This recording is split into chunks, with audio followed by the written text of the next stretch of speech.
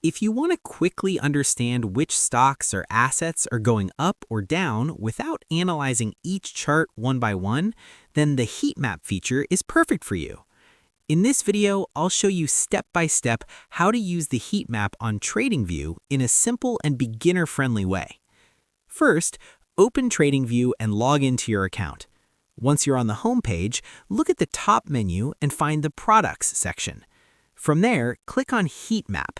You'll now see a screen filled with colored boxes. This is the Heatmap view. Each box on the Heatmap represents a stock or asset. The color of the box tells you how that asset is performing. Green means the price is going up, and red means the price is going down. The darker the color, the stronger the movement. For example, dark green shows a strong price increase, while dark red shows a strong decline. Now, you can customize the Heatmap based on your needs. At the top of the screen, you'll find filters where you can choose the market you want to view, such as stocks, crypto, or Forex. You can also select specific regions like the US market or global markets. This helps you focus only on the assets you're interested in.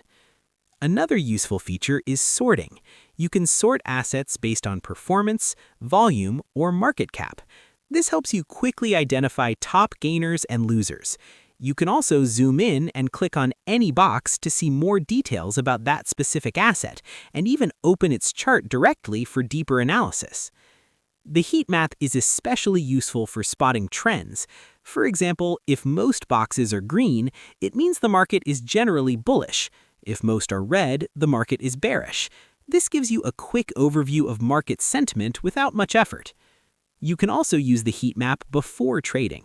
First, check which sectors or assets are performing well, then open their charts for detailed analysis, and finally decide your trade.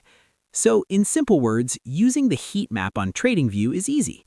Open the Heatmap, understand the colors, apply filters, analyze trends, and use it to find trading opportunities.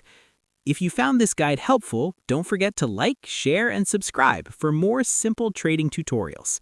See you in the next video.